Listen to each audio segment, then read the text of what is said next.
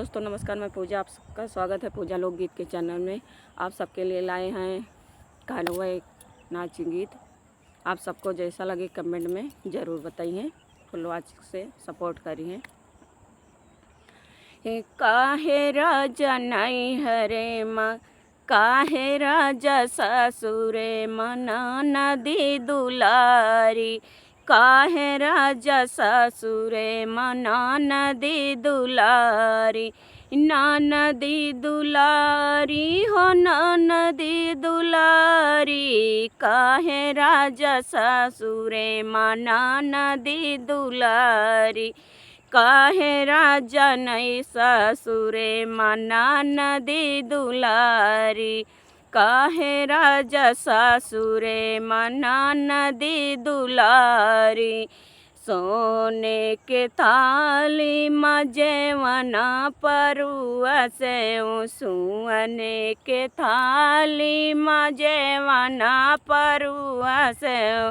जेवना नजिया मई रखा मई फूलवारी,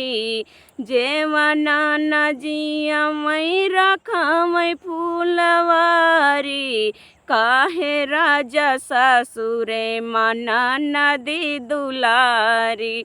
काहे राजा ससुरे मना नदी दुलारी, काहे राजा ससुरे मना नदी दुलारी, नदी दुलारी हो नदी दुलारी, काहे राजा ससुरे मना नदी दुलारी,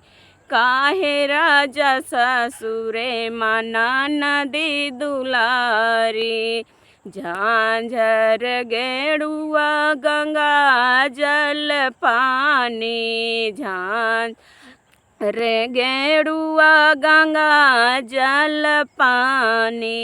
गेड़ुआ न घूटई रखमई फूलवारी, गेड़ुआ न घूटई रखमई फूलवारी, काहे राजा ससुरे मना नदी दुलारी, काहे राजा ससुरे मना नदी दुलारी, हे राजा ससुरे मना नदी दुलारी, लेऊंगा इलायची कबीरवा जोरायाऊँ, लेवंगा इलायची कबीरवा जोरायाऊँ, बीरवा जोरायो, बीरवा न कूचई रखमई फूलवारी, बीरवा न कूचई रखमई फूलवारी, काहे राजा ससुरे मना नदी दुलारी, काहे राजा ससुरे मना नदी दुलारी, काहे राजा ससुरे मना नदी दुलारी, फूला मैं बीन चूनी से जिया लगायूँ हो, से जिया लगायूँ, फूलवा मैं बीन चूनी से जिया लगायूँ हो, से जिया लगायूँ, से जिया न सूते, से जिया न सूतई रखमई फूलवारी, से जिया न सूतई रखमई फूलवारी, काहे राजा ससुरे मना नदी दुलारी,